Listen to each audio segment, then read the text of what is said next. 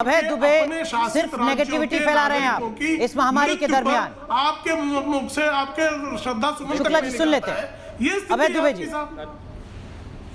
अनुराग जी, देखिए, आपने कहा कि ये महामारी में महायुद्ध लड़ रहे हैं।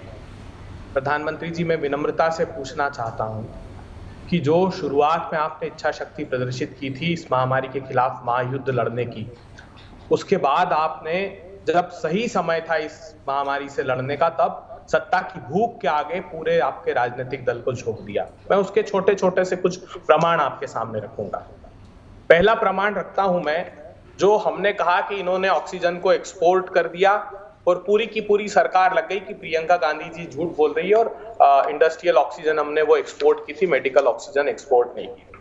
25/3/2020 का पहला मेरे पास मिनट्स है मीटिंग के, जिसमें सारे राज्यों के प्रिंसिपल सेक्रेटरीज के साथ कैबिनेट सेक्रेटरी ने मीटिंग की होम के साथ, और ये कहा कि भविष्य में जो संकट हमारे सामने ऑक्सीजन का खड़ा होगा, 1 साल पहले, ठीक अनुराग जी, उसमें सभी राज्यों को ये निर्देश दिया जाता है कि वो अनइंटरप्टेड ट्रांसपोर्टेशन को सुनिश्चित करें।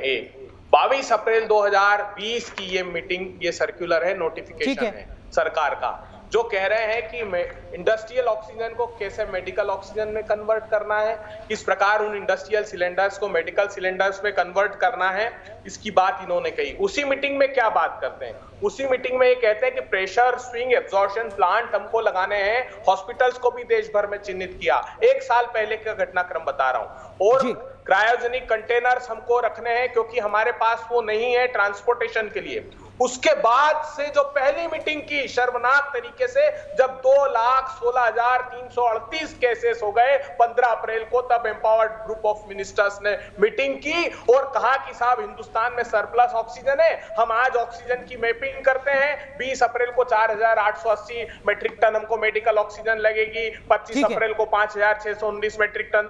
तो हुआ यह है षड्यंत्र इस हिंदुस्तान के साथ कि जब हिंदुस्तान के लिए आपको दृढ़ता से अग्रणी भूमिका लेनी थी प्रधानमंत्री जी, तब आप चुनाव में थे।